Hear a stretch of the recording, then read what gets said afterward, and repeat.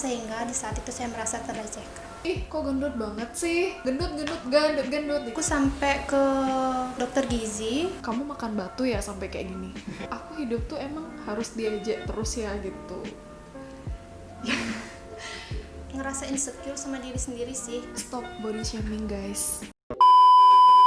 Well, halo semuanya. Kali ini kita akan membahas tentang body shaming. So, apa itu body shaming? Menurut Oxford Learner Dictionary, pengertian body shaming adalah perilaku memperlakukan seorang dengan menghina atau juga membuat komentar negatif mengenai bentuk tubuh seseorang. Hal ini bisa dilakukan melalui komunikasi verbal, sosial media, dan juga platform-platform lainnya. Di Indonesia, kejadian ini sangat masif terjadi, terutama di media sosial. Dan untungnya pemerintah telah membuat Undang-Undang ITE Pasal 27 Ayat 3 yang berisikan tentang pelecehan dan pencemaran nama baik di media sosial. Tetapi masih banyak orang-orang yang melakukan body shaming khususnya melalui media sosial dengan mengolok-olok tinggi badan, penampilan, berat badan, serta ketidaksempurnaan seseorang.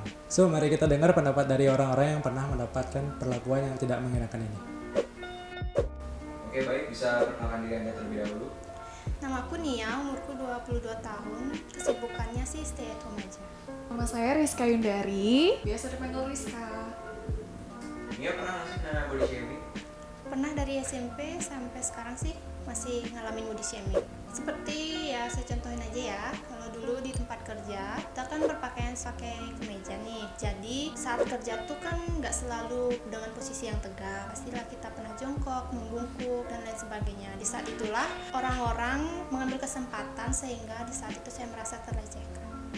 Pernah, tentunya pernah. Bisa ceritain pengalamannya? Oke, terkait dengan pengalaman body shaming itu sebenarnya dari kecil, tapi Rizka baru tahu pada saat Rizka SMA. Nah itu pas kecil itu maksudnya dari TK sih udah. Maksudnya kayak, ih apaan sih nih, kok kamu gendut gitu. Terus masuk ke SD itu kan SD itu kan 6 tahun. Terus waktu di SD itu emang sih dulu bisa dibilang badannya Rizka tuh gembul. Terus maksudnya kayak kerjaannya tuh makan sama tidur aja dulu. Nah terus itu dah teman-teman tuh pada ngatain, ih kok gendut banget sih, gendut digituin dah kan. Terus kayak Rizka tuh cuek gitu loh, maksudnya kayak ih biarin aja gitu ya, karena waktu SD tuh benar-benar nggak tahu apa gitu, maksudnya kayak oh ya udah sih mereka ngejek aja biarin kayak gitu. Terus selama SD itu ya terjadi kayak gitulah, dan selama SD itu emang Rizka gendut gitu. Kalau menurut Nia, kenapa sih orang-orang itu melakukan body shaming? Menurut aku pribadi karena mereka punya standarnya masing-masing ya, sehingga mereka membandingkan orang di luar sana dengan standarnya mereka sehingga terjadilah body shaming. Mengapa orang-orang melakukan body shaming itu? Kalau menurut Rizka pribadi itu yang pertama mungkin karena iri ya.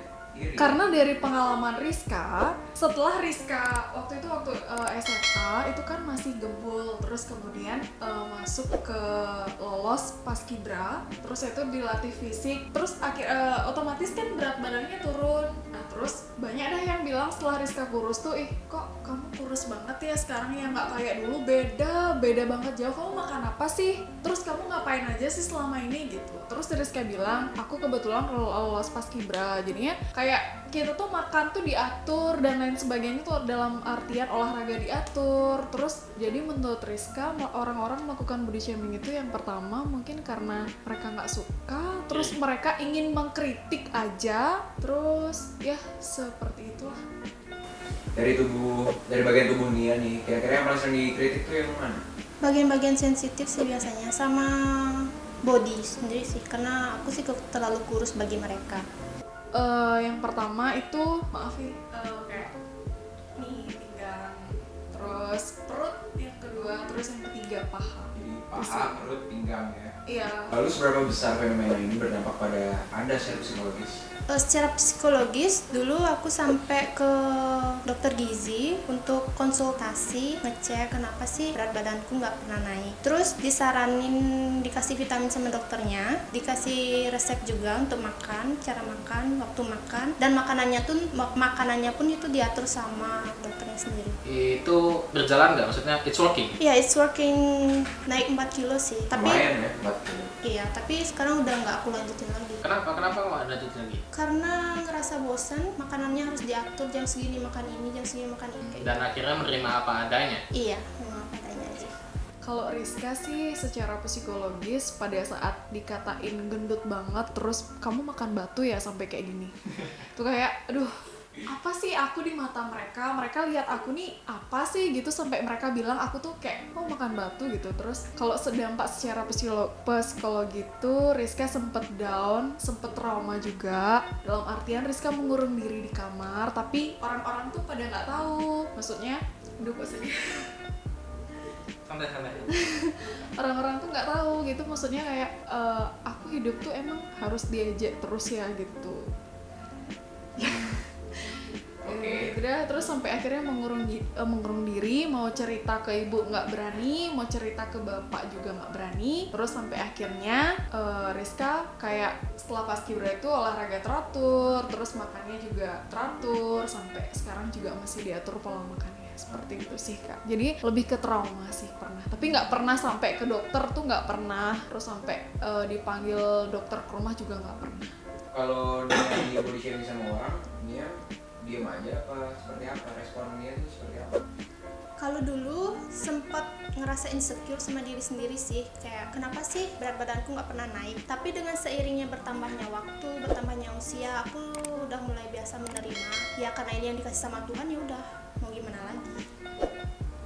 Kalau Rizka pribadi kan karena baru tahu body shaming ini baru-baru nih. Terus awalnya sih bodo amat, tapi setelah Rizka dikatain seperti itu jadinya kayak kayak gimana ya? Coba deh kamu ngaca ke dirimu sendiri dulu gitu sih Rizka pernah bilang. Jadi responnya Rizka kayak kalau mereka tuh terlalu berlebihan ngejek Rizka bakalan balas dengan cara bilang seperti itu karena pernah sih. Tuh awalnya sih bodo amat, tapi setelah ini tuh jadi tak respon aja sih, tak bilang kayak gitu. Lalu buat orang-orang yang pernah body shaming ini ya, kalian kasih pesannya ke mereka, kira-kira pesannya seperti apa? Buat orang-orang yang suka body shaming, coba deh untuk jangan membandingkan orang lain dengan orang yang lainnya lagi, karena setiap orang itu punya standarnya masing-masing, kekurangan dan kelebihan masing-masing, dan juga mereka belum tentu bisa menerima apa yang kalian katakan dari secara psikologis, mental. Belum tentu mereka bisa menjalani hidup dengan kata-kata kalian yang mungkin bagi mereka itu sedikit menyakitkan. Jadi terimalah diri Anda apa adanya, itu aja sih. Stop body shaming guys, karena apapun yang dikasih sama Tuhan kalian harus syukuri. Kalian harus benar-benar bisa bersyukur. Ya intinya bersyukur aja sih. Kalau misalnya kalian ngelihat orang lain seperti itu, kalian nggak harus ngatain dia seperti itu. Jadi kalian harus bisa ke diri sendiri dulu baru menjudge orang lain. Jadi tetap bersyukur guys. Sangat bijak ya. Sangat bijak sekali. Oke, terima kasih ya Rizka. Thank you Rizka. Ngapain dia ngurus hidup aku, yang penting aku bahagia, kayak gitu. Dari kecil juga udah pernah ngalamin, dari SD jadi bahan bulian udah sering banget. Kayak aku ya bodo amat, Dasar mulut netizen. hampir mau bunuh diri atau gimana, kan itu bahaya juga. Emang gak punya kaca di rumah? Emang lu bagus banget?